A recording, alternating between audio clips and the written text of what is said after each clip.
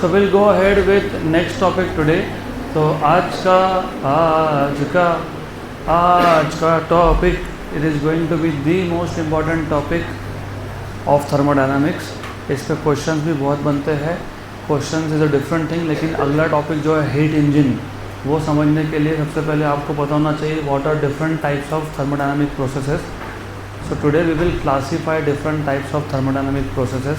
And if you remember, अगर नहीं याद होगा तो मैं याद दिला देता हूँ. Thermodynamic process is a process in which initial state of a system changes to final state.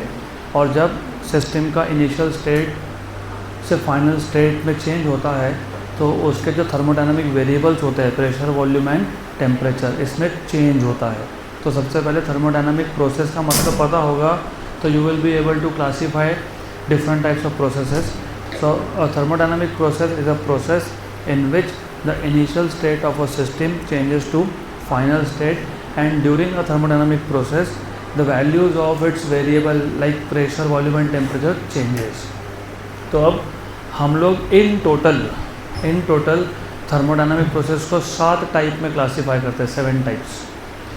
एक है रिवर्सिबल एंड इरिवर्सिबल. दूसरा है साइक्लिक प्रोसेस. तीसरा है फ्री एक्सपांशन. चौथा है आइसोथर्मल. पांचवा है आइसोबारिक. 6 है आइसोकोरिक और 7th है adiabatic. So we classify thermodynamic processes into 7 different types: reversible and irreversible, cyclic process, free expansion, isothermal, isobaric, isochoric and adiabatic. तो will first go through what is reversible and irreversible process. नाम में ही है reversible, तो एक ऐसा process which can be retraced in opposite direction और in reverse direction is called as reversible process. So a reversible process is a change that can be retraced in reverse direction. What is the meaning of retrace? चलो एक थोड़ा सा out of the box example consider करते हैं समझने के लिए. Just for an example, तुम यहाँ से घर पे गए and when you reached home and then you are checking your pockets. अरे मेरा मोबाइल शायद गिर गया, हो सकता है, या कुछ और चाबी वाबी गिर गई, हो सकता है, मेरा वॉलेट गिर गया, हो सकता है. फिर क्या करते हो? फिर तुम सोचते हो अरे मैं कहाँ से आया था, वहीं से वापस जाता हूँ. तो you are retracing the same path. तो सिमिलरली थर्मोडायनामिक प्रोसेस में क्योंकि चेंजेस हो रहे हैं सिस्टम में, तो A was the initial state of the system and B is the final state. तो वो B प्रिंट नहीं हुआ तो वो फाइनल स्टेट है. तो रिमेंबर, जो थर्मोडायनामिक प्रोसेस में चेंज हुआ A टू B, ये किसी एक पर्टिकुलर पाथ के थ्रू हुआ. And path is the set of और सीरीज ऑफ इंटरमीडिएट स्टेट्स. जब भी सिस्टम में चेंज होता है तो सिस्टम इंटरमीडिएट स्टेट्स के थ्रू जाता है. इन सारे इंटरमीडिएट स्टेट्स के सेट को बोलते हो पाथ. तो अगर सिस्टम में चेंज हुआ from A to B through this particular path, और अगर इस सिस्टम को मैं वापस B से A ला रहा हूँ थ्रू द सेम पाथ, तो हमने पाथ क्या किया? रिट्रेस. तो ऐसा थर्मोडायनामिक प्रोसेस या ऐसा चेंज जिसमें हम लोग ये जो चेंजेस है इसको रिट्रेस कर सकते हैं in reverse direction is called as reversible process. तो इसमें क्या होता है? रिवर्सिबल प्रोसेस में फॉरवर्ड डायरेक्शन में जो पाथ होता है और रिवर्स डायरेक्शन में जो पाथ होता है वो क्या होता है? Same. So the path of a reversible process is the same in the forward and reverse direction. Good. तो मैंने एग्जाम्पल के लिए यहाँ पे एक तुमको पीवी डायग्राम दिखाया है. तो इस पीवी डायग्राम में इफ़ यू नोटिस, पहले एक्सपांशन हुआ फॉलोड बाय कंप्रेशन, या उल्टा भी बोल सकते हो, पहले कंप्रेशन हुआ फॉलोड बाय एक्सपांशन. तो this particular diagram is showing you reversible expansion and compression. Good. तो remember, reversible process is a change which can be retraced in reverse direction. Reversible process में फॉरवर्ड डायरेक्शन का path और reverse direction का path क्या होता है? Same होता है. गुड. और नॉर्मली रिवर्सिबल प्रोसेसेस वो होते हैं in which the changes takes place very slowly. याद है कि वेरी स्लो प्रोसेस को नाम दिया था हमने, क्वासी स्टैटिक. तो नॉर्मली जो रिवर्सिबल प्रोसेसेस होते हैं they are quasi static in nature, या फिर you can say they are controlled processes. तो जो प्रोसेसेस कंट्रोल्ड होते हैं they are reversible. So this type of process is a very slow process and there is no loss of energy in the process. And this is also important point. Reversible process में forward direction का path और reverse direction का path same है. ये होना तब possible होता है when there is no loss of energy. When there is no loss of energy का मतलब होता है कि यहाँ पे कोई भी डिसिपेटिव फोर्सेस नहीं है. डिसिपेटिव फोर्सेस जैसे फ्रिक्शन, जैसे विस्कस ड्रैग. क्योंकि देखो अल्टीमेटली क्या है कि हमारा सिस्टम, अगर आपको याद होगा, हमारा सिस्टम एक गैस है जो एक सिलेंडर में है, उसके ऊपर एक पिस्टन है विच इज़ मूवेबल. हमने बोल तो दिया फ्रिक्शन लेस, लेकिन प्रैक्टिकल सिचुएशंस में जब पिस्टन मूव होगा अप और down, it is in contact with the wall, तो वहाँ पे फ्रिक्शन होने के चांसेस है. अगर फ्रिक्शन हुआ तो there is loss of energy. तो जब आप बोलते हो रिवर्सिबल प्रोसेस, तो यहाँ पे हम लोग ऐसा अज्यूम करके चलते हैं there is no loss of energy due to friction. तो यहाँ पे कोई भी डिसिपेटिव फोर्स नहीं है. That is what you are suppose to remember. For an example, melting of ice और freezing of water, they are all reversible process. Melting of ice, ice को water में कन्वर्ट करो, वाटर को ice में convert करो, they are reversible processes. और थोड़ा detail में समझने की कोशिश करोगे, फॉरवर्ड डायरेक्शन और रिवर्स डायरेक्शन का पाथ सेम होने का मतलब क्या होता है. Again let us talk about practical example. मैंने स्टार्ट ही वहाँ से किया था. तुम यहाँ से घर पे गए, वो एक पाथ था, फिर याद आया कि कुछ गिर गया, फिर वापस तुम सेम पाथ से आए. मतलब जो इंटरमीडिएट पॉइंट्स थे वो सारे के सारे क्या है, सेम. तो यहाँ पे रिवर्सिबल प्रोसेस में फॉरवर्ड या रिवर्स डायरेक्शन में जो इंटरमीडिएट स्टेट्स होते हैं वो सारे के सारे क्या होते हैं, सेम होते हैं. क्या होते हैं, सेम. दूसरे टाइप का प्रोसेस है इरिवर्सिबल. अब irreversible process is a process, is a change that cannot be retraced in reverse direction. So irreversible process is a process or is a change that cannot be retraced in reverse direction. मतलब forward direction का path अलग था और reverse direction का path अलग है. यहाँ पे तुम नोटिस करो, इनिशियल स्टेट और फाइनल स्टेट सेम है. ए से स्टार्ट हुआ और ए पे गया. Initial state is a, final state is also a. लेकिन ए से गया बी थ्रू पाथ 1 और बी से गया A through some other path. Good. तो in this case the path of thermodynamic process is not the same in forward and reverse direction. तो इस case में फॉरवर्ड डायरेक्शन में पाथ अलग होता है और रिवर्स डायरेक्शन में पाथ अलग होता है. यहाँ पे एनर्जी का लॉस भी होता है due to friction. There is a permanent loss of energy due to friction और other dissipative forces. Good. For an example, just for an example, अगर हम एक हॉट बॉडी को एक कोल्ड बॉडी के साथ कांटेक्ट में लाते हैं तो हीट कहाँ से कहाँ फ्लो होगा, हॉट टू कोल्ड. कब तक फ्लो होगा, जब तक दोनों bodies are at same temperature, मतलब थर्मल इक्विलिब्रियम आने तक. नाउ इमेजिन हमने एक हॉट बॉडी को एक कोल्ड बॉडी के साथ कांटेक्ट में लाया, हीट फ्लो हो गया from hot body to cold body. Hot body का टेम्परेचर कम हो गया, कोल्ड बॉडी का टेम्परेचर बढ़ गया. Now they are at same temperature. Is there any way जिसमें तुम इस रिएक्शन को या फिर इस चेंज ऑफ टेम्परेचर को रिवर्स कर सकते हो? नहीं हो सकता ना. तुम ऐसा बोल सकते हो कि तुम कोल्ड बॉडी को, you can not say to the cold body hot body का हीट वापस दे दे. नहीं होगा ना ऐसा. तो such a process is irreversible. Good. तो ये था पहला type, reversible and irreversible process. इसके बाद हमको 4 देखने हैं processes, 4 processes. Isothermal, isobaric, isochoric and adiabatic. तो ये जो 4 प्रोसेस है, they are going to be the most important part of your thermodynamics. मैं बार बार बोल रहा हूँ, it is the most important, क्योंकि it is the most important. तो यहाँ पे तुमको अच्छे से ध्यान देना पड़ेगा और मैं तुमको एकदम सिंप्लीफाइड वे में पूरा का पूरा वो 4 प्रोसेस बताने वाला हूँ. सबसे पहले जो 4 प्रोसेसेस है उसमें हम लोगों को कुछ अजम्पशंस मान के चलने हैं, क्योंकि हर बार हम वो लिखने में वेस्ट नहीं करेंगे टाइम. तो while studying these 4 processes, isothermal, isobaric, isochoric and adiabatic, so there are some assumptions that we take. So assumptions for the discussion of thermodynamic processes. सबसे पहले most of the processes, मैंने all नहीं बोला, मैंने बोला most of the processes will be reversible. और अभी बताया मैंने रिवर्सिबल प्रोसेस क्या होता है, quasi static, that is quasi static in nature.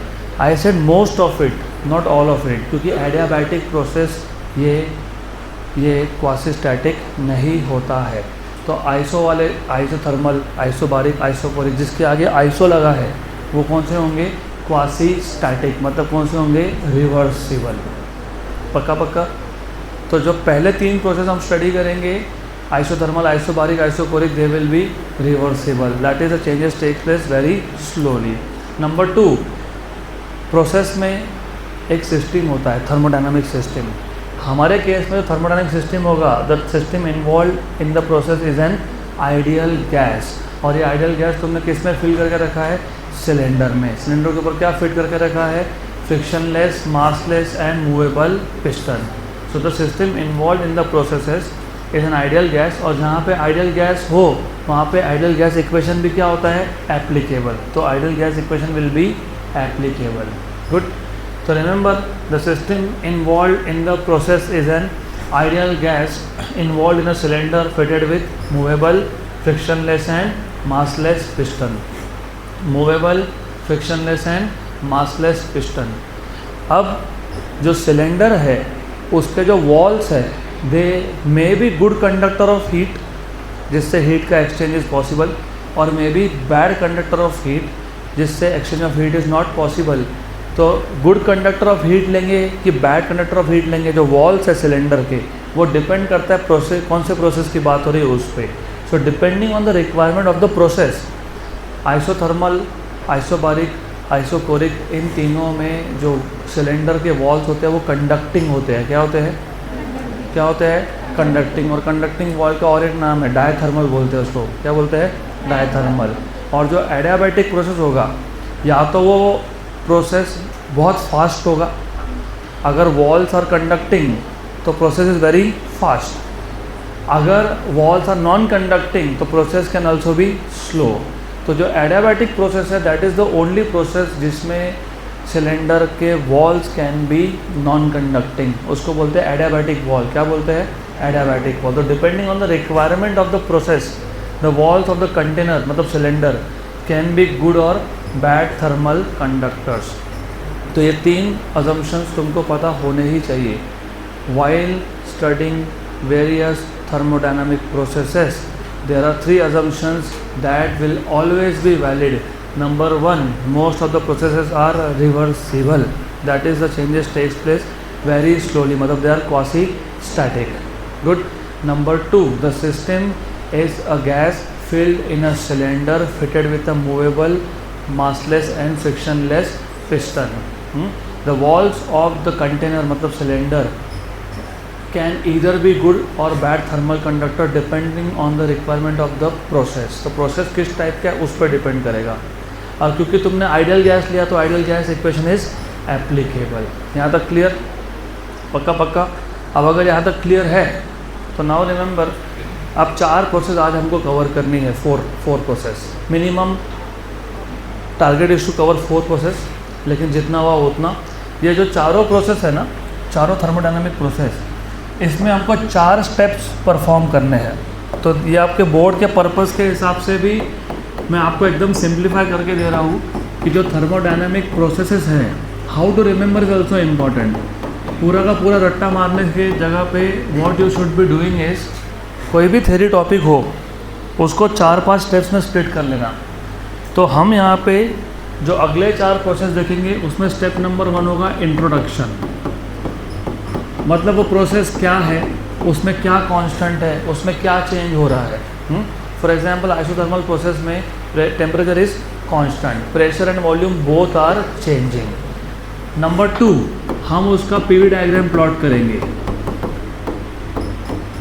Number 3, हम उस प्रोसेस में वर्क डन का फॉर्मूला क्या आता है ये डिराइव करेंगे। नंबर 4, हम first law of thermodynamics apply करेंगे।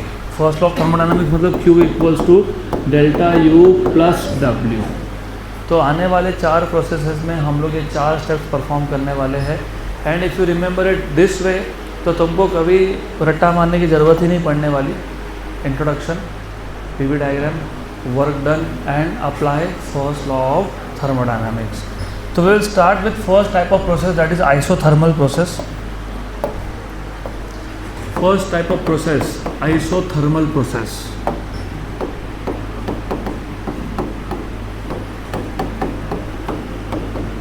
सो अ थर्मोडायनामिक प्रोसेस या फिर a process that occurs at constant temperature is known as isothermal process.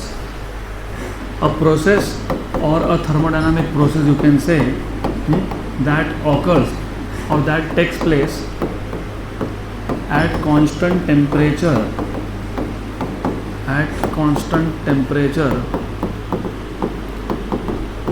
is known as isothermal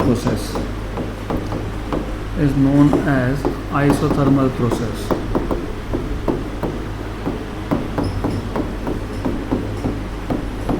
Good. Then temperature constant है लेकिन pressure and volume are changing. So in this process pressure and volume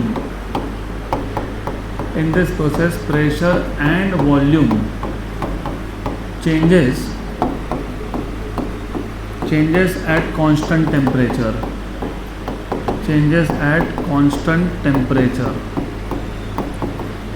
तो pressure और volume के values में change हो रहा है eight constant temperature. ये था इंट्रोडक्शन. अब हमको देखना है इसका PV diagram which is a very simple PV diagram. तो प्रेशर वॉल्यूम डायग्राम ड्रॉ करना है. वाई एक्सिस पे तुम प्रेशर प्लॉट करोगे, एक्स एक्सिस पे तुम वॉल्यूम प्लॉट करोगे. तो ये वॉल्यूम आ गया, ये प्रेशर आ गया. इमेजिन इनिशियल स्टेट था सिस्टम का ए. इस इनिशियल स्टेट पे जो वॉल्यूम की वैल्यू थी वो थी वी आई और जो प्रेशर की वैल्यू थी वो थी पी आई. तो V I comma P I. अब अगर वॉल्यूम बढ़ेगा, गड़बड़ बिल्कुल नहीं, अगर वॉल्यूम बढ़ेगा तो प्रेशर क्या होगा, कम होगा, क्योंकि at constant temperature Boyle's law is applicable. तो according to Boyle's law pressure and volume are inversely proportional to each other. अगर वॉल्यूम बढ़ता है तो ये ए से ग्राफ राइट की तरफ जाएगा क्योंकि volume is increasing this side. और अगर वॉल्यूम बढ़ रहा है तो प्रेशर क्या हो रहा है, कम, तो वो ग्राफ नीचे आएगा, तो वो ऐसा आएगा. तो ये आ गया आपका final state B. V final P final. ये फाइनल स्टेट है और सिस्टम कहाँ से गया, ए से कहाँ गया, बी पे. तो एरो हेड दिखाना पड़ेगा. Arrow head is important in any type of thermodynamic process.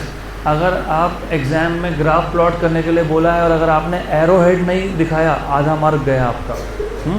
Because arrow head is important because it is telling you कि इनिशियल स्टेट कौन सा था, फाइनल स्टेट कौन सा है. तो ये हो गया आपका फाइनल स्टेट पे वॉल्यूम वी फाइनल और प्रेशर आ गया पी फाइनल. ये हो गया आपका पीवी डायग्राम. और ये जो पीवी डायग्राम है कौन से प्रोसेस का है, आइसोथर्मल. तो इसको आइसोथर्म बोलते हैं.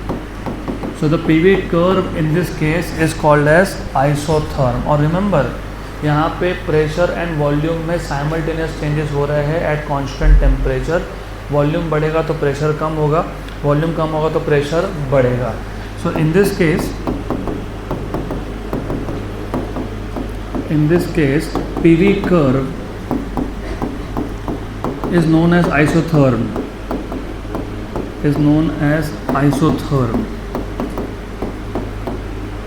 ये हो गया आपका स्टेप 1 कंप्लीट. ये हो गया आपका स्टेप 2 कंप्लीट. स्टेप 3 क्या था, वर्क डन. क्या था, वर्क डन. अब वर्क डन भी किसी भी प्रोसेस में या फिर ये 4 प्रोसेस छोड़ के भी कभी कभी CET जैसे एग्ज़ाम में, नीट जैसे एग्ज़ाम में क्वेश्चन आता है, आपको वर्क डन पूछा होता है. वो प्रोसेस ना आइसोथर्मल होता है, ना वो आइसोबारिक होता है, ना वो आइसोकोरिक होता है, ना वो एडियाबैटिक होता है, लेकिन आपको वर्क डन का फॉर्मूला डिराइव करने के लिए बोलते हैं.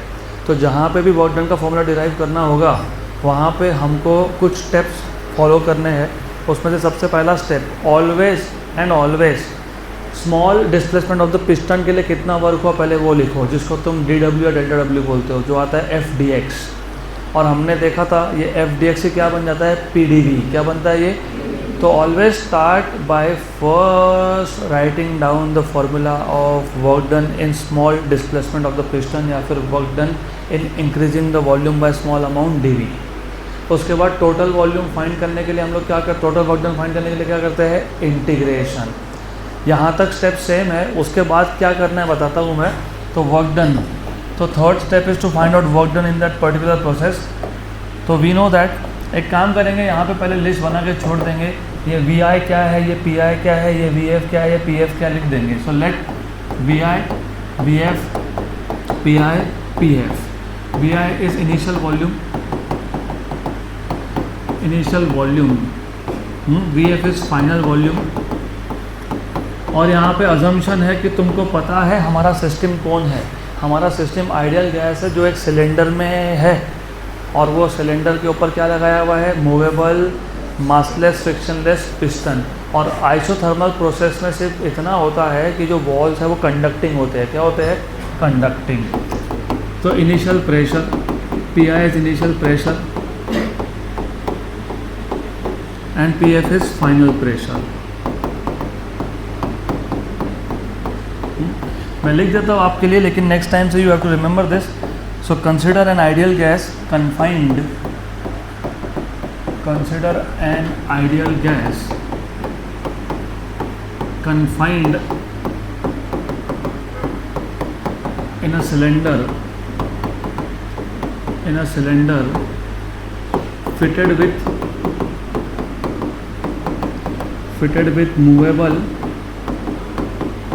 massless and frictionless piston,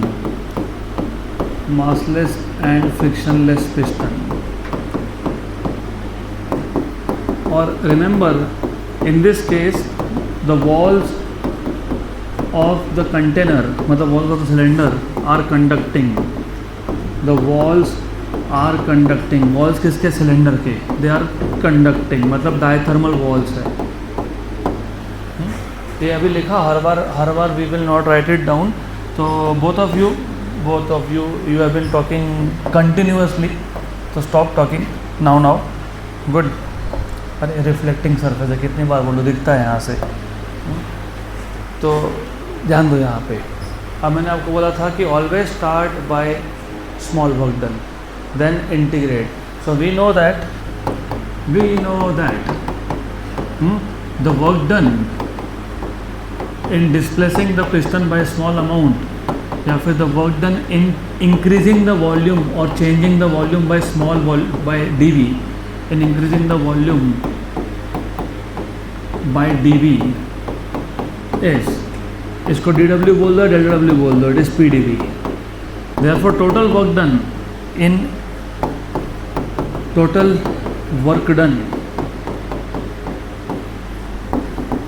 in changing the volume from VI to VF, from initial volume VI to final volume VF is, total work done find करने के लिए हम लोग इंटीग्रेट करते हैं over all the small work done, जिनको अभी भी कनेक्शन नहीं बैठ रहा। हमारे पास एक हमारा गैस सिलेंडर था, ऑफकोर्स उसमें गैस है, राइट? नहीं तो गैस सिलेंडर बोलूँगा तो LPG समझ लोगे। It's not LPG, it is a cylinder with a gas, और उसमें लिक्विफाइड पेट्रोलियम गैस होता है। हम तो आइडियल गैस की बात कर रहे हैं वैसे भी। उस पर एक पिस्टन है and we are moving the piston slowly up. When I say work done in changing the volume by small amount dV, मतलब मैं ये बोल रहा हूँ कि पिस्टन को हमने थोड़ा सा ही ऊपर मूव किया। अच्छा, थोड़ा ऊपर करते हम लोगों ने वॉल्यूम को VI से कहाँ ले आए? VI to VF। तो हमको टोटल वर्क डन निकालना है, तो can be obtain bye integration over, पहला वर्क डन हुआ DW, फिर हुआ DW, फिर हुआ DW, फिर हुआ DW। तो टोटल वर्क डन कैसे निकालते हो? Integration over DW from initial volume to final volume, ऐसा। गुड। तो work done equals to integration PdV VI to VF। यहाँ तक हर प्रोसेस में, एनी टाइप ऑफ प्रोसेस में यहाँ तक के स्टेप्स मोर और लेस सेम होते हैं। इसके बाद होता है चेंज। अब इसके बाद डिपेंड करता है कि तुम कौन से प्रोसेस की बात कर रहे हो। अगर तुम बात कर रहे हो आइसोथर्मल की, तो टेम्परेचर कांस्टेंट है। अब देखो प्रॉब्लम क्या है, यहाँ पे अगर टेम्परेचर कांस्टेंट है तो वॉल्यूम चेंज हो रहा है, तो साथ में कौन चेंज हो रहा है? प्रेशर। दोनों ही वेरिएबल्स है और हमारे पास सिंगल इंटीग्रल है। अब इंजीनियरिंग में तुम डबल इंटीग्रल भी सीखोगे, लेकिन अभी तक तो सिलेबस में है नहीं आपको, तो इसलिए you have to somehow get rid of one of the variables. दोनों वेरिएबल और एक इंटीग्रल सॉल्व नहीं होता, तो हमको दोनों में से एक इंटीग्रल, एक वेरिएबल यहाँ से सरकाना पड़ेगा। कैसे हटाओगे? PV इक्वल्स टू nRT, क्योंकि उन्होंने बोला था आइडियल गैस, और मैंने पहले भी बता दिया कि ideal gas equation is applicable. तो यहाँ पे P V equals to N R T लिखोगे और फिर पी की जगह पे N R T by V लिख दोगे। थोड़ा सा मैथमेटिकली सोचना पड़ेगा, physics can not be done without mathematics, उसके बिना नहीं होता ये। मैं हर बार बोलता रहता हूँ, अब वापस बोल रहा हूँ, आपका प्रॉब्लम फिजिक्स का नहीं है, physics is a simple subject. Problem is with when you have to apply maths to understand physics, वहाँ पे प्रॉब्लम आती है। क्योंकि इसके आगे क्या करेंगे, अब इसके आगे प्रेशर बाहर नहीं निकाल सकते। मैंने कल बोला था कि मैं टेम्पररी प्रेशर को कांस्टेंट मान के प्रेशर बाहर निकाल रहा हूँ। मैंने कल 3 बार बोला है कि लेक्चर में कि टेम्पररी हम लोग प्रेशर को कांस्टेंट मान रहे हैं, टेम्पररी, इट वाज टेम्पररी। तो प्रेशर हर बार कांस्टेंट नहीं होगा और इसमें तो बिल्कुल भी नहीं है। तो प्रेशर को हम बाहर निकाल नहीं सकते, तो हम लोगों को प्रेशर की जगह पे लिखना पड़ेगा N R T by V. तो you have W equals to integration V initial to V final N R T by V D V. अब n कांस्टेंट है, r कांस्टेंट है, t भी कांस्टेंट है, क्योंकि आइसोथर्मल प्रोसेस में temperature constant होता है। तो एन आर टी आ गया बाहर, integration D V by V from V initial to V final. Integration हुआ क्या मैथ्स में? नहीं हुआ? तो फिलहाल मैं बता देता हूँ, integration of D X by X is log of X, या फिर integration of D V by V is log V. कौन सा log? Log to the base E, natural log बोलते हैं जिसको तुम। तो ये जो इंटीग्रेशन है that is natural log V. तो work done equals to N R T, ये इंटीग्रेशन होता है natural log L N, L N लिखते हैं इसको, L N V from initial volume to final volume. Good. ये जो एल एन है that is log to the base E. तो ये बेसिकली पता होना चाहिए, log to the base E. Good. Log to the base E और log to the base 10 both are not same. अब यहाँ पे upper limit minus lower limit करेंगे, तो log of final volume minus log of initial volume. What is log A minus log B?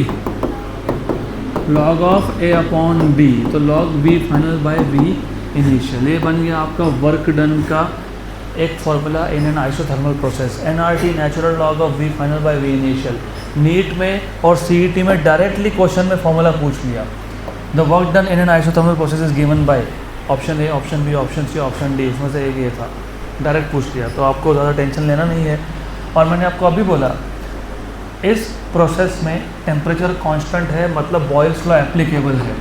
Boils law applicable का मतलब होता है P V equals to constant, मतलब P I V I equals to P F V F, बराबर। इसका मतलब V F by V I, V F by V I equals to P I by P F. So therefore work done का और एक formula बन सकता है N R T log of P initial by P final. ये आ गया दूसरा फॉर्मूला।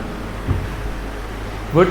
अब तक 3 स्टेप्स परफॉर्म हुए, introduction, PV diagram, work done. अभी अप्लाई करना है हमको फर्स्ट लॉ ऑफ थर्मोडायनामिक्स। उससे पहले मैं तुमको वर्क डन का पूरा डेरिवेशन रिपीट कर देता हूँ। It is a simple derivation, बहुत ही सिंपल है।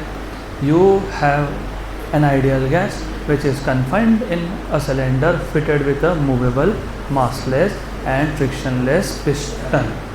In this case, the walls of the cylinder are conducting. देखो लॉजिकली हम जब सोचने जाते हैं ना, हमको लगता है कि कंडक्टिंग है तो टेम्परेचर तो चेंज होगा, क्योंकि सराउंडिंग के साथ हीट एक्सचेंज इज अलाउड। ऐसा नहीं है, क्योंकि तुम अगर सिस्टम पे वर्क करते हो, मतलब इमेजिन तुम पिस्टन को नीचे प्रेस कर देते हो, तो तुमने सिस्टम पे वर्क किया, work done on the gas.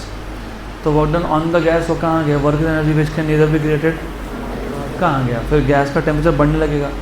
लेकिन अगर वॉल्स कंडक्टिंग है तो गैस वो हीट, एक्स्ट्रा हीट जो वर्क से प्रोड्यूस हुआ, वो किसको दे देता है? सराउंडिंग्स को, क्योंकि वॉल्स कंडक्टिंग है इसके लिए। तो आइसोथर्मल प्रोसेस में इनफैक्ट वॉल्स क्या होने चाहिए? कंडक्टिंग। क्या होना चाहिए? कंडक्टिंग। फिर हमने मान लिया कि चलो pressure, initial pressure is P I, initial volume is V I, initial final pressure is P F and final volume is V F. Temperature तो कांस्टेंट है। Good, clear. Then we say that small amount of work done in changing the volume by small amount D V is P D V. So total work done can be obtained by integration dW from Vi to Vf. dW is PdV. Pressure constant नहीं है, volume भी constant नहीं है, तो हम यहाँ पे P V equal to N R T से P equal to N R T by V लिखते हैं, मतलब ये स्टेप, और वो यहाँ पे सब्सटीट्यूट करते हैं। फिर एन आर टी कॉन्स्टेंट है, वो आ गया बाहर, तो क्या बचा, integration of D V by V. Integration D V by V, integration D V by V होता है natural log of V, L N V, L N we.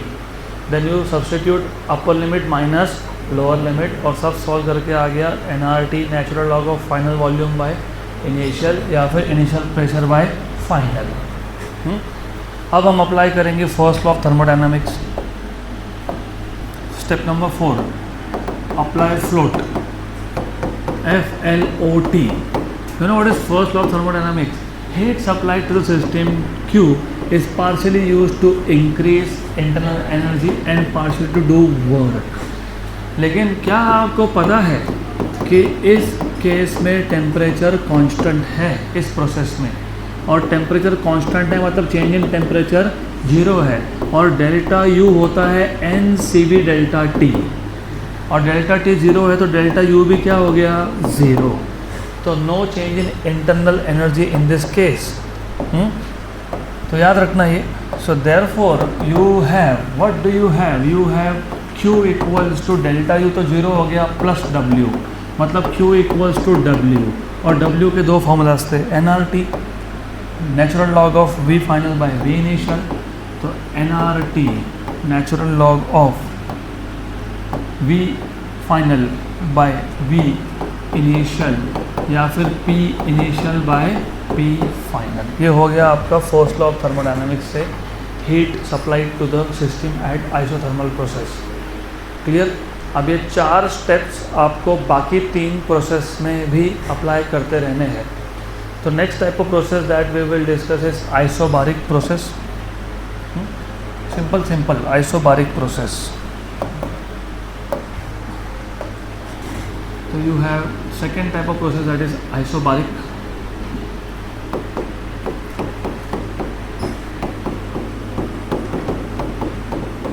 Isobaric process, जैसे हमने आइसोथर्मल में बोला, a process that occurs at constant temperature is called as isothermal process. वैसे ही बताओ यहाँ पे क्या लिखोगे, a process that occurs at constant pressure. So a process that occurs at constant pressure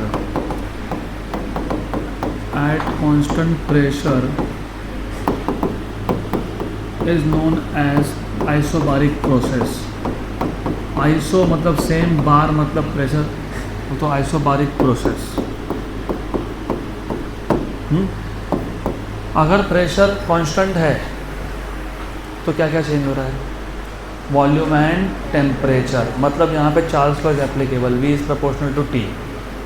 तो remember in this process volume and temperature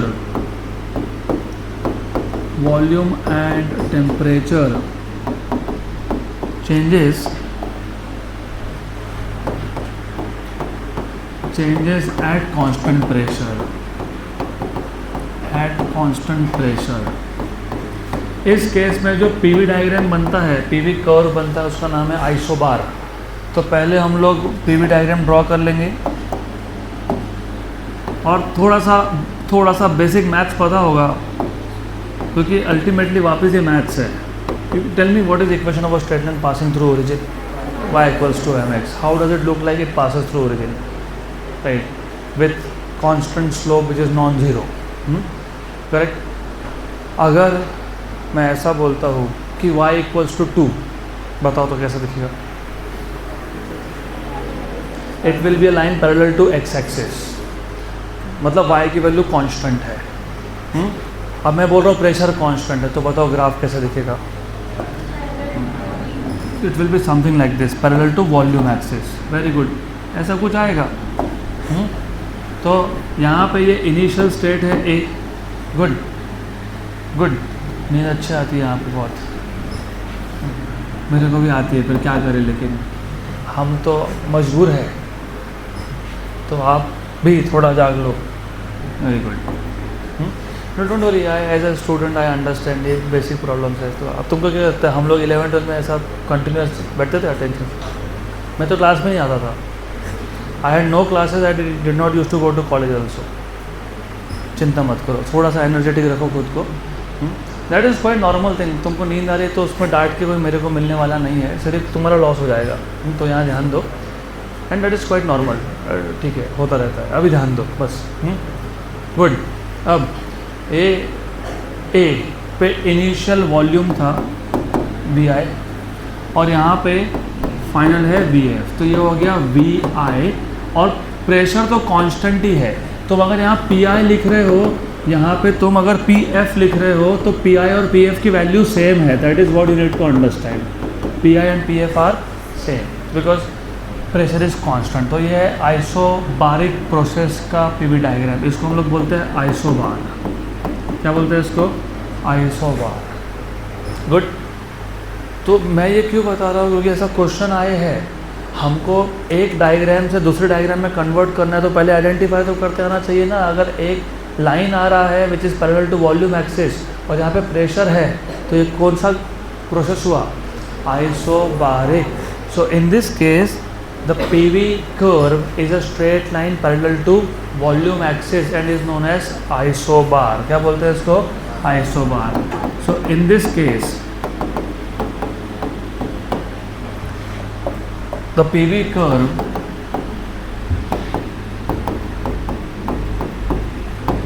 is a straight line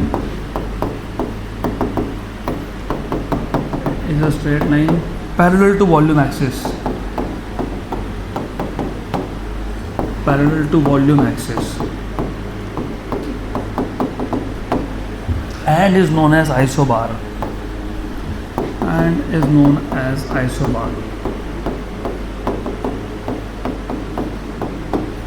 ये हो गया step 1 complete. Step 2 complete. Step 3 क्या था? Work done था ना, वो तो हमने कल ही देख लिया था। अभी मैं ये सब लिखने नहीं वाला। Consider a gas confined in a cylinder fitted with movable massless and frictionless piston, वो तुमको अभी पता है। तो we know that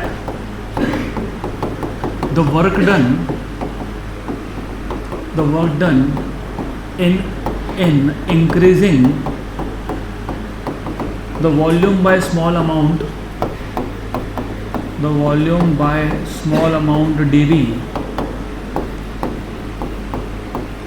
dV is given by, तो it is easy. dW equals to क्या लिखोगे? PdV। और मैंने पिछले प्रोसेस में बताया कि ये स्टेप सब प्रोसेस में सेम है। इसके बाद इंटीग्रेशन करके टोटल वर्क डन मिलेगा, वो भी सेम है। सिर्फ इंटीग्रेशन सॉल्व करने का मेथड अलग अलग है हर जगह पे। तो similarly total work done can be obtained by integration.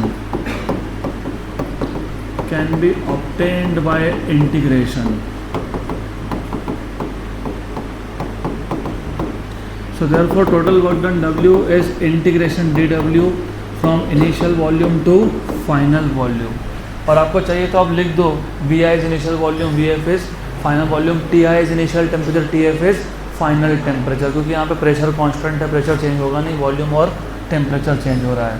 So therefore you have work done equals to integration PdV VI to VF। अब यहाँ पे प्रॉब्लम नहीं आएगा आपको, क्योंकि प्रेशर क्या है? कांस्टेंट। प्रेशर क्या है? कांस्टेंट। और कांस्टेंट इंटीग्रल के कहाँ? बाहर। तो प्रेशर को इंटीग्रेशन के बाहर निकाल लो, तो you have P which is outside integration dV VI to VF। What is integration of dV? V कितना होता है?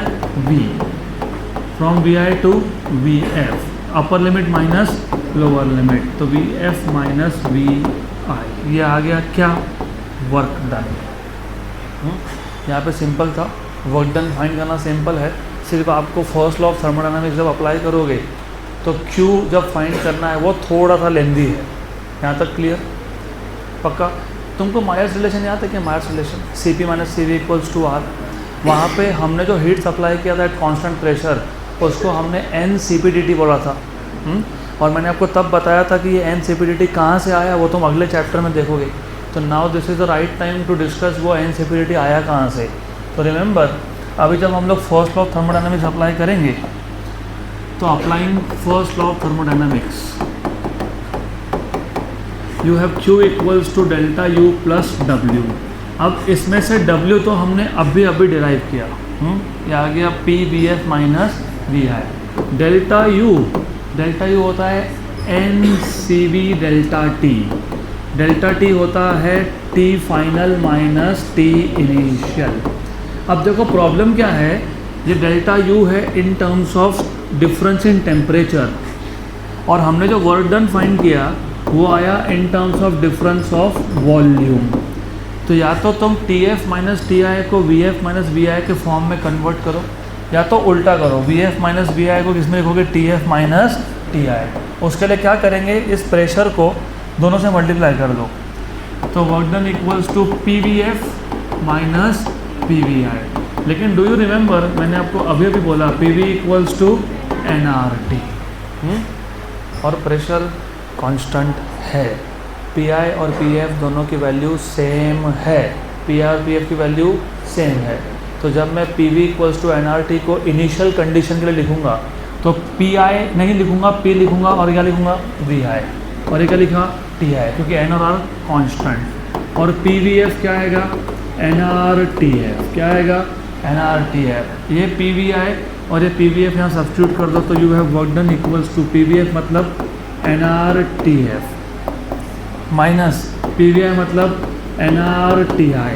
तो nR बाहर आ गया, TF माइनस TI, ये आ गया वर्क डन इक्वेशन नंबर 3। ये इक्वेशन 3 मतलब वर्क डन। इक्वेशन नंबर 2 मतलब डेल्टा U, ये दोनों कहाँ सब्स्टिट्यूट करोगे, इक्वेशन नंबर 1 में। तो from 1 to 3, from equation number 1, 2 and 3 you get Q equals to delta U। Delta U क्या आया, NCV T final minus T initial plus W, वो क्या आया, NR T final minus T initial. अभी आ गया आपका, देखो N दोनों में कॉमन है, बाहर निकाल लो, कॉमन निकाल लो।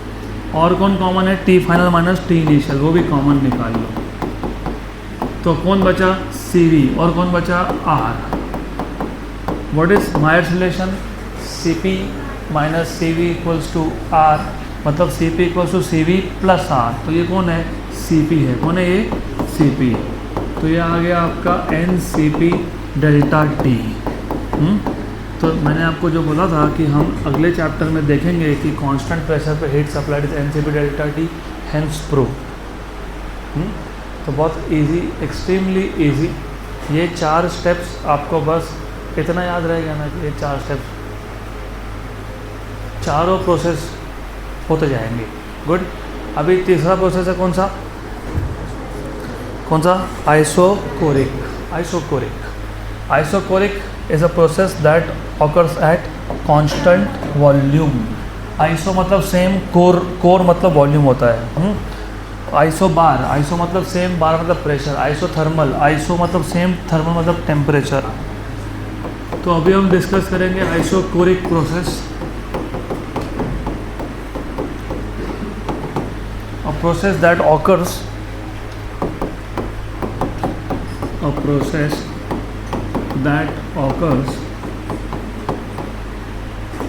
at constant volume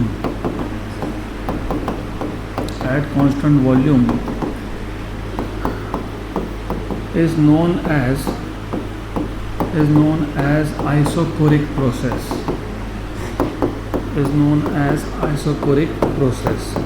volume constant है तो क्या क्या चेंज होगा, pressure and temperature. So in this case pressure and temperature changes at constant volume. So in this case pressure and temperature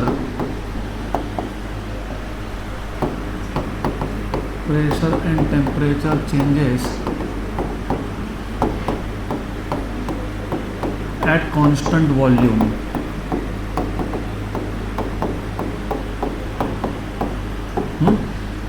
अब इस केस में जो पीवी डायग्राम होता है उसका कोई जैसा स्पेसिफिक नाम नहीं है, सिर्फ पीवी डायग्राम दिखता कैसे हो समझ लो।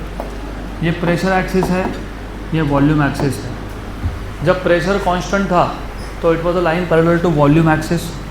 अब वॉल्यूम कांस्टेंट है, it will be a line parallel to pressure axis, simple. अगर इसको इनिशियल स्टेट मानता हूँ ए, वैसे वो तुम्हारे ऊपर है, तुम इसको इनिशियल स्टेट बोलो या इसको इनिशियल स्टेट बोलो, डजेंट मैटर, ठीक है, ऐसा बोल लो। ये इनिशियल प्रेशर हो गया पी आई या फाइनल प्रेशर हो गया पी एफ, राइट। वॉल्यूम तो सेम है तो वी आई और वी एफ तो सेम आएगा, वी आई पी आई, और ये लिखोगे वी एफ पी एफ, लेकिन वी एफ और वी आई की value same, it is same value V. सिर्फ याद रखना, अगर आप ऐसा एरो हेड दिखा रहे हो तो ए से बी जा रहा है, मतलब प्रेशर बढ़ रहा है, उल्टा दिखा रहे हो तो प्रेशर कम हो रहा है। तो it is in this case PV diagram is a straight line parallel to pressure axis. Good. उसके बाद थर्ड स्टेप क्या था? Work done. क्या था? Work done. इस केस में वर्क डन होता ही नहीं है, जीरो है इन दिस प्रोसेस, क्योंकि वॉल्यूम जब चेंज नहीं हुआ तो वर्क डन होता ही नहीं है। वर्क डन तब होता है when there is change in volume. यहाँ पे वॉल्यूम ही कांस्टेंट है तो work done is zero. So in this process there is no work done, there is no work done since volume is constant, since there is no change in volume, so therefore third step हमारा आ गया work done equal to zero. Fourth step क्या था? क्या था fourth step? Apply first law of thermodynamics, FLOT। तो FLOT के हिसाब से Q इक्वल टू क्या हुआ? डेल्टा U प्लस W, लेकिन W क्या है? ज़ीरो, और डेल्टा U खुद क्या होता है? NCV डेल्टा T, मतलब NCV T final minus T initial हो गया। Good, done, simple. अभी लास्ट टाइप का प्रोसेस है एडियाबैटिक। अब तक जो तीन प्रोसेस हमने देखे, तीनों के आगे आइसो लिखा था। ये होते हैं quasi static processes, slow processes.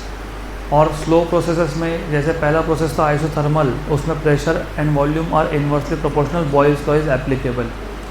दूसरे प्रोसेस में आइसोबारिक में pressure is constant, volume is proportional to temperature, मतलब चार्ल्स लॉ इज एप्लीकेबल।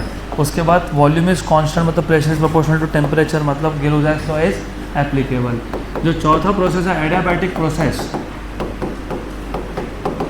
ये ऐसा प्रोसेस है जिसमें कोई भी वेरिएबल कांस्टेंट नहीं है। यहाँ पे प्रेशर, वॉल्यूम और टेम्परेचर तीनों में साइमल्टेनियस चेंज होता है। There is no parameter which is constant except heat exchange between the system and the surrounding is not allowed. तो यहाँ पे सिस्टम और सराउंडिंग में हीट एक्सचेंज नहीं होने वाला। उसके लिए दो तरीके बताए, या तो जो वॉल्स है सिलेंडर के वो नॉन कंडक्टिंग होने चाहिए, या तो process should be rapid. So remember a thermodynamic process in which exchange of heat between the system and surrounding is not allowed, in which the exchange of heat between the system and the surroundings को environment भी बोलते हैं, and the surroundings is not allowed, is not permitted, is not allowed, is known as adiabatic process, is known as adiabatic process। और याद रखना, in this case the walls of the cylinder in which the gas is confined, in this case the walls, किसके walls? Of course of the cylinder in which the gas is confined are either non-conducting, और इसके आगे से non conducting walls को मैं नाम देने वाला हूँ एडियाबैटिक वॉल। मैं तुमको कब से बोल रहा हूँ, तुम समझ में नहीं आ रहा तुमको। मैं तुमको बोल रहा हूँ, तुम तक साउंड पहुँच रहा है, वो भी फिजिक्स है।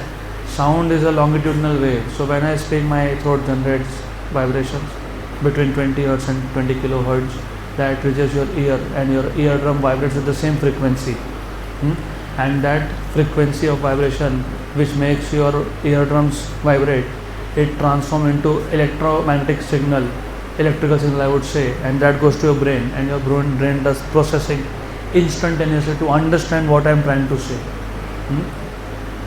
समझ में आ रहा है मैंने क्या बोला? फिर बात क्यों कर रहे हो? कब से बोल रहा हूँ चुप बैठो, फिर भी वही चल रहा है. कब से मतलब over a period of last 7 to 8 months. In this case the walls are either non-conducting or the process is rapid, quick process होता है. बट अब इस केस में इम्पॉर्टेंट है जो पीवी डायग्राम है और आइसोथर्मल का जो पीवी डायग्राम है वो सेम दिखता है लेकिन सेम है नहीं. रिमेंबर, और इस पे क्वेश्चन आया है दोनों में, नीट में भी आया है, जेई में भी आया है, सीईटी में भी आया है, तीनों में आया है. तीनों में क्वेश्चंस कैसे आते हैं बताता हूँ अभी आपको मैं. ये है एडियाबैटिक का कर्व. इसमें ये है initial state A, volume is V I, pressure is P I. ये है final state B, volume is V F, pressure is P F. ये वॉल्यूम आ गया वी एफ, यहाँ पे वॉल्यूम आ गया आपका वी आई, ये प्रेशर आ गया पी एफ और ये प्रेशर आ गया P I.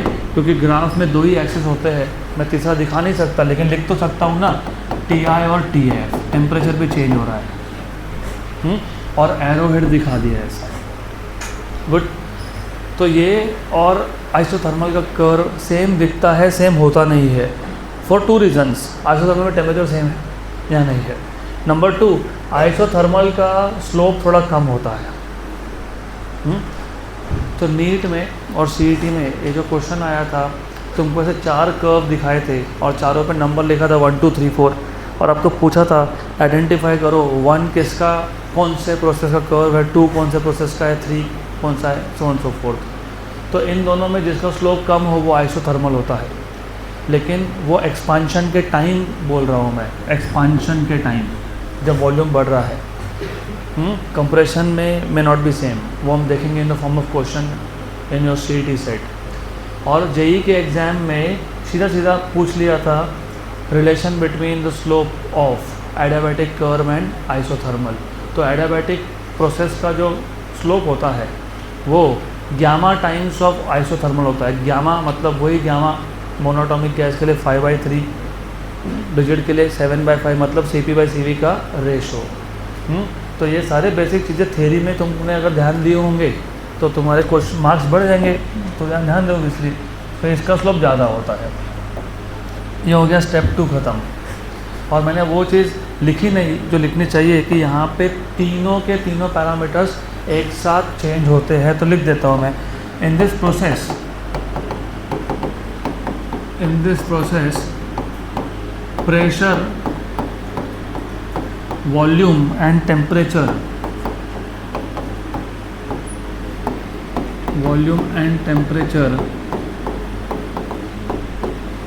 All changes simultaneously, एक साथ तीनों में चेंज हो रहा है. गुड. अभी next step is to find out work done. फिर वही we know that the work done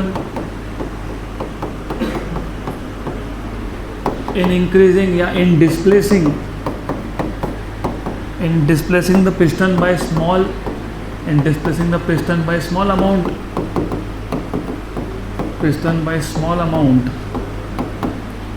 dx is given by, मैं जानबूझ के ऐसा लिख रहा हूँ. अब I could have said in increasing the volume by small amount dv is pdv, लेकिन ठीक है it is fdx. लेकिन f is pressure into area और ADX होता है dv. क्या होता है? dv. तो ये ऐसा pdv आता है. Therefore total work done. और अच्छा ऑल्सो रिमेंबर, क्योंकि यहाँ पे वॉल्यूम, प्रेशर, टेम्परेचर तीनों चेंज हो रहे हैं तो यहाँ पे इंडिविजुअली बॉयल्स लॉ नहीं चलेगा क्योंकि Boyle's law at constant temperature होता है. इंडिविजुअली चार्ल्स लॉ भी नहीं चलेगा क्योंकि वो एट कॉन्स्टेंट प्रेशर होता है. इंडिविजुअली गेलो-जैक्स लॉ भी नहीं चलेगा क्योंकि वो एट कांस्टेंट वॉल्यूम होता है. तो वो 3 इक्वेशंस नहीं चलेंगे, मतलब P V equals to constant नहीं चलेगा। मतलब V by T equals to constant भी नहीं चलेगा और P by T equals to constant भी नहीं चलेगा। मैंने आपको केटीजी में एक क्वेश्चन में जानबूझ के वो एडियाबैटिक प्रोसेस डाला था, मैंने आपको वो एडियाबैटिक के इक्वेशन में लिखने में लगाए थे। P V raise to gamma equals to constant, T V raise to gamma minus 1 equals to constant, P raise to 1 minus gamma T raise to gamma equals to constant. तो ये तुमको पता होए तो आगे होगा सॉल्व, कम से कम P V raise to gamma equals to constant पता होना चाहिए। So therefore total work done can be obtained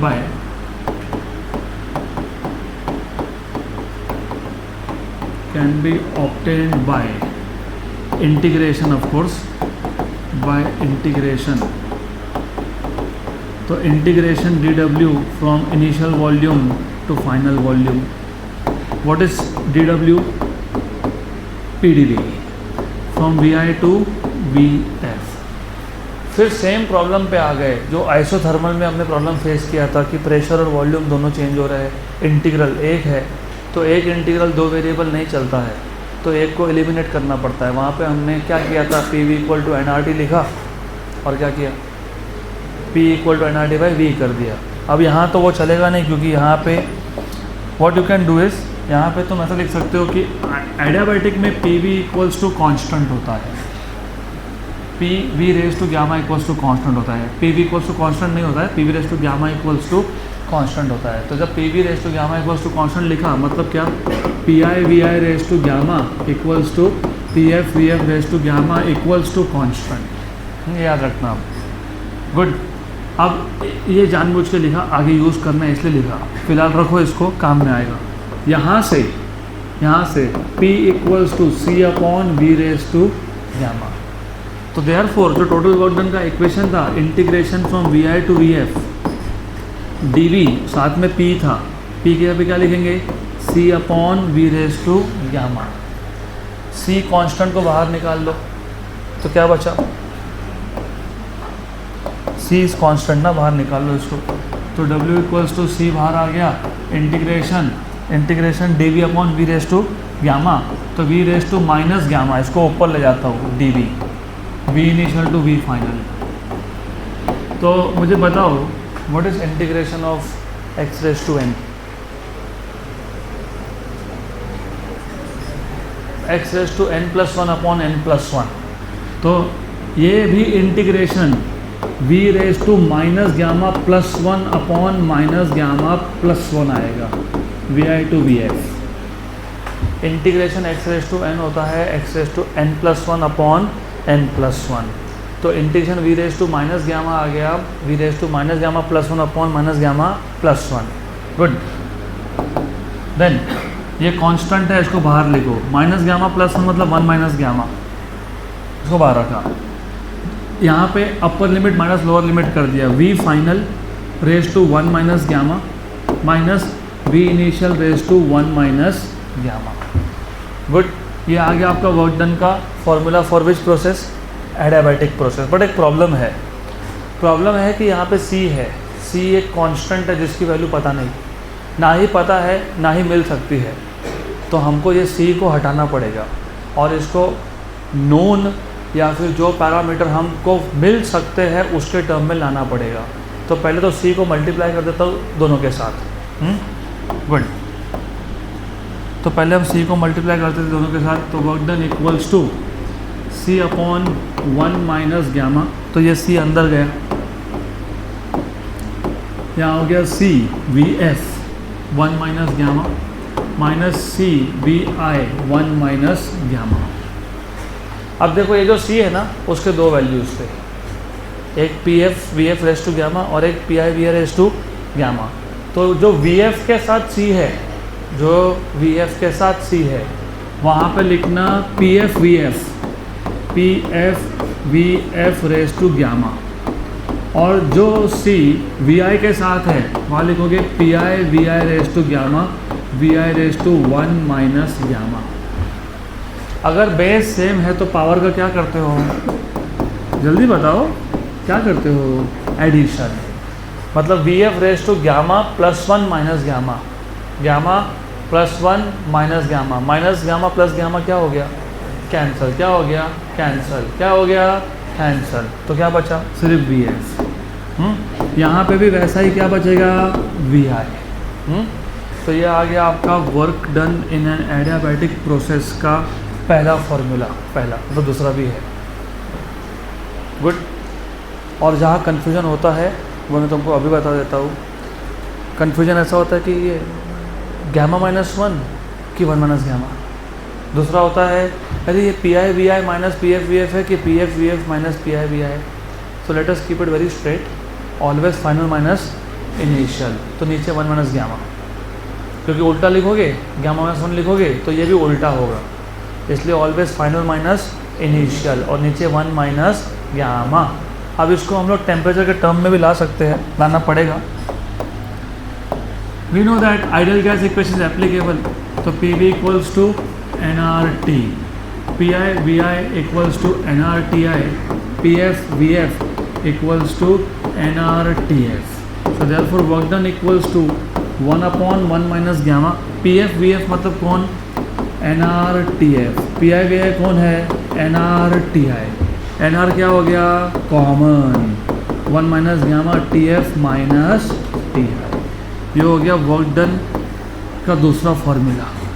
in which process, adiabatic process. अभी आखिरी स्टेप कौन सा बचा, जल्दी बताओ। हाँ, कौन सा, first law of thermodynamics, apply float. ये तो इजी है, Q equal to delta U plus W, लेकिन एडियाबैटिक प्रोसेस में Q is 0। Heat is not allowed to go out और कम इन, मतलब there is no exchange of heat between the system and the surrounding. तो Q की value क्या है, 0। तो ये सब्स्टिट्यूट कर दो, तो 0 equals to delta U plus W, तो delta U equals to minus W। अब यहाँ पे माइनस W तुमने अभी फाइंड किया, दो फॉर्म थे। वो तुमने अभी देखा ना, याद है क्या, अरे याद है, 1/1 minus gamma P F V F minus P I V I, या फिर n R upon 1 minus gamma T F minus T I. Important is to understand minus का रेलेवेंस क्या है। यहाँ पे ना फिज़िक्स पढ़ रहे हो, तो फिज़िक्स पढ़ रहे हो तो फिज़िक्स का मतलब ही है कि physical meaning of the equation. Look, एक बार बताओ, heat exchange is not allowed, मतलब बाहर से हीट अंदर नहीं आ रहा है। अब पिस्टन ऊपर जा रहा है, ऊपर, तो work done by the gas है कि ऑन द गैस है, by the gas. Work done is by the gas, positive work, तो वर्क पॉजिटिव हो गया। अगर वर्क पॉजिटिव तो डेल्टा यू नेगेटिव है, क्योंकि negative into positive is negative. अब ऐसा हुआ क्यों, नेगेटिव क्यों आया, change in internal energy negative क्यों आया। तुमने बोला हीट बाहर से अंदर आएगा नहीं, लेकिन गैस ने वर्क कर दिया to move the piston up, तो गैस ने खुद का इंटरनल एनर्जी यूज़ करके वर्क किया, कोई बाहर से कुछ मिला क्या, नहीं। तो उसका इंटरनल एनर्जी कम होगा कि नहीं होगा, होगा, इसलिए माइनस आना चाहिए, करेक्ट है। उल्टा सोचो, पिस्टन को नीचे प्रेस कर दिया हमने, work is done on the gas, तो work done negative, negative negative positive. अब पॉजिटिव क्यों होना चाहिए ये भी सोचो। जब मैंने वर्क किया गैस के ऊपर, तो वो जो वर्क था वो एनर्जी था, अब वो एनर्जी बाहर जा नहीं सकता। तो किसने रख लिया, गैस ने, तो गैस का एनर्जी क्या हो गया, इंक्रीज, इसलिए वर्क डन नेगेटिव तो delta U positive, and work done positive तो डेल्टा यू नेगेटिव। पक्का पक्का। So that is the end of all these processes.